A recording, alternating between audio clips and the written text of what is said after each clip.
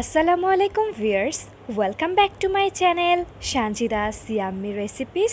Viewers, ইফতারিতে কিভাবে ঝটপট নুডলসের চপ তৈরি করে নেওয়া যায় অল্প সময়ের মধ্যে, আজ আমি তাই শেয়ার করছি। এটি খেতে খুবই মজার হয়। তো ভিউয়ার্স, চলুন দেখে নেওয়া যাক কিভাবে আমি এটি তৈরি করে নিয়েছি। নুডলসের চপ তৈরি করে নেওয়ার জন্য আমি একটি বাটি নিয়ে নিয়েছি। এখন এতে হাফ কাপ পরিমাণ পেঁয়াজ কুচি দিয়ে নিয়েছি ও 1 টেবিল চামচ কাঁচামরিচ কুচি দিয়েছি। ভিউয়ার্স, আপনারা যদি ঝাল খেতে পছন্দ করেন সেই ক্ষেত্রে মরিচের পরিমাণটা বাড়িয়ে দিলেই হবে। এখন এতে স্বাদ মতন লবণ দিয়ে খুব ভালোভাবে মেখে নেব। দেখতেই পাচ্ছেন খুব ভালোভাবে মেখে নিয়েছি আমি। এখন এতে আমি দিয়ে নিচ্ছি সিদ্ধ আলু। এখানে আমি 3টি বড় সাইজের আলু নিয়ে নিয়েছি, যা সিদ্ধ করে ম্যাশ করে নিয়েছি। এখন এতে দিয়ে নিচ্ছি 1 চা চামচ গরম মশলা গুঁড়া ও 1 চা চামচ চাট মশলা।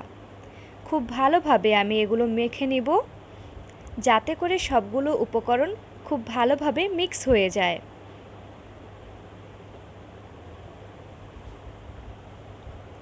এখন এতে আমি দিয়ে নিচ্ছি 1 চা চামচ মরিচ গুঁড়া। ভিউয়ার্স, সারাদিন রোজা রাখার পর সবাই ইফতারিতে একটু ঝাল খেতে পছন্দ করে, তাই আমি এখানে এটা এক্সট্রা দিয়ে নিয়েছি। আপনারা ঝাল কম খেতে চাইলে এটা স্কিপ করতে পারেন। খুব ভালোভাবে আবার মেখে নিচ্ছি। আলুর এই মিশ্রণটি আমার তৈরি হয়ে গেছে। ভিউয়ার্স, এখন এটি আমি এক সাইডে রেখে দিচ্ছি। এখন আমি এখানে 1 প্যাকেট নুডলস গুঁড়ো করে নিয়েছি এবং 1 প্যাকেট নুডলস সিদ্ধ করে এতে 3 টেবিল চামচ সস ও নুডলসের মশলা দিয়ে মেখে রেখেছি, আর একটি ডিম ফেটে নিয়েছি। ভিউয়ার্স, এখন আলুর মিশ্রণ থেকে ছোট ছোট করে কেটে নিয়ে একটু মাঝখানে গর্ত করে সিদ্ধ করে নেওয়া নুডলসগুলো ভিতরে দিয়ে খুব ভালোভাবে মুখটা বন্ধ করে দিয়ে চেপে চেপে আমি এটা একটি চপ তৈরি করে নিয়েছি। ভিউয়ার্স, সবগুলো চপ এভাবেই অল্প অল্প করে আলু নিয়ে এর ভিতরে নুডলস দিয়ে নিতে হবে। এখন এটি আমি ডিমে মেখে গুঁড়া করা নুডলসগুলোতে মেখে নিচ্ছি। ভিউয়ার্স, এভাবেই সবগুলো আমি তৈরি করে নিয়েছি। এখন এগুলো ভেজে নেওয়ার পালা। এর জন্য চুলায় আমি একটি প্যান বসিয়ে নিয়েছি, এতে পরিমাণ মতন তেল দিয়ে নিয়েছি। হালকা জালে ভেজে নেব। এখন আমি চপগুলো দিয়ে নিচ্ছি। হালকা জালে চপগুলো ভেজে নেব, তা না হলে জোরে জাল দিলে পুড়ে যাবে, তখন খেতে তিতো লাগবে, অতটা টেস্ট আসবে না। ভিউয়ার্স, এখন চপগুলো আমি উল্টিয়ে দিচ্ছি।